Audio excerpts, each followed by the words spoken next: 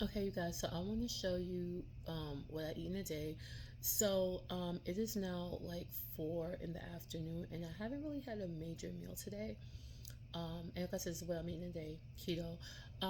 Breakfast, I didn't really have breakfast. I had made some egg muffins that I had meal prepped on the weekend, and I was going to eat it this morning. I didn't because I had a doctor's appointment, and I kind of just ended up, doing some other things this morning and just really wasn't thinking about eating. So the only thing I had this morning was a cup of coffee. I had some coffee with some zero creamer, some zero sugar creamer. It was Starbucks zero sugar creamer. I had my psyllium husk with some water. That was like 2 tablespoons of psyllium husk. And then, um, like I said, didn't eat breakfast. That's pretty much what I had all morning. And psyllium husk is a supplement. And then when I was in my car, I had some raspberries that I bought. And guess what? A 6 ounce container of raspberries like 88 calories, nothing crazy. And I had some pork rinds. If you watch my video on the haul, I did eat a few of the pork rinds with the guacamole, and that was it. So now I'm about to eat my first real meal for the day. So let me show y'all. All right, guys. So this is my first major meal for the day. Okay, so we got turn this over. All right, so I have some baked chicken thigh that I made last night. This is basically leftovers from last night, and it is really delicious. Okay, I know it's a lot of food. Believe it or not, this plate is about 800 calories, but remember, this is my only major meal for the day. Okay, and am I eating anything else for the rest of the day? Probably not. I might have some strawberries. I have some strawberries and some keto whipped cream. I might have that, or I might have one of my keto ice cream bars. I'm not sure. But right now, this is pretty much it. I don't see myself eating another major meal for the rest of the day. But I got my baked chicken thigh. I got some sauteed broccoli, zucchini, and mushrooms. That was really delicious. Some garlic sauteed broccoli, zucchini, and mushroom. That is some cabbage with bacon and smoked sausage. That is really delicious. And look at that. We got cauliflower mac and cheese. Okay.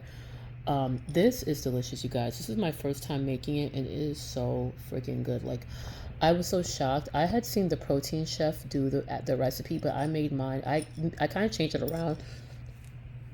I used my traditional recipe for macaroni and cheese I used to make back in the day, and I haven't made baked macaroni and cheese in a long time. But I had already stopped eating pasta, you guys.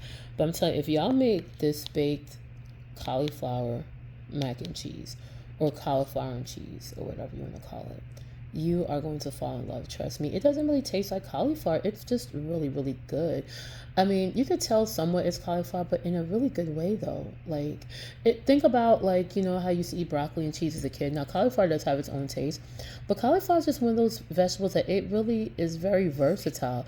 It's just like if you eat cauliflower rice. To me, I don't really see a major difference between cauliflower rice and regular rice. I feel like it's just a mind thing, and you don't have to worry about the bloating and just feeling crappy, as a result of eating rice and pasta. And think about when you have baked macaroni and cheese. You know how high in calories baked macaroni and cheese?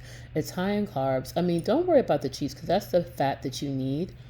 But the elbow macaroni is extremely high in carbs, extremely high in calories. I mean, most pasta, an average is like normally about 200 something calories just for half a cup. And how many of you are just eating half a cup of pasta? Nobody. So, macaroni and cheese, traditional pasta is really not your friend. But this is such a great alternative. Like, guys, I am so in love with the keto way of cooking. Um, but yeah, and cauliflower, like I said, you can use this for different things. I'm actually thinking about using the cauliflower and making a potato salad, a keto potato salad with it. That's what I want to do. But yeah, it's really delicious, and I definitely will be making it again. I also like to use cauliflower to make pizza crust. I make my own pizza crust. I have cauliflower, cottage cheese, and eggs, right? So this is just eating low carb. It is just so much fun. It's so delicious. And my whole thing is I want to feel good after I eat. Like after I eat, I can enjoy this delicious plate and I don't have to worry about my stomach hurting or feeling bloated or feeling like I want to go to bed. My stomach feeling crazy, that's what would happen if I would eat a bunch of carbs. And I'm talking about maybe a half a cup of rice. I thought I was doing something. Oh, I'm just gonna eat a half a cup of brown rice, and I'd still feel like crap. You know what I'm saying? Eating a bunch of French fries. I'm not even worried about French fries anymore. So, I mean, if I make my bunless burger, I'll make it with some broccoli or something. All right.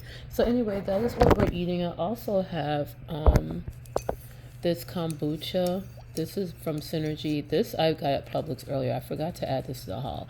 So this was called Strawberry Serenity, and this is really good. Kombuchas are really good for gut health. Okay, but anyway, I'll be back later if I do decide to eat something for dinner. Like I say, I doubt this is kind of my dinner right here. But if I feel a little peckish tonight, I might just go ahead and make a quick little salad. I think that's what I'll probably do if it gets to that point. If I do feel hungry later, I might just make a little quick salad, if that's the case.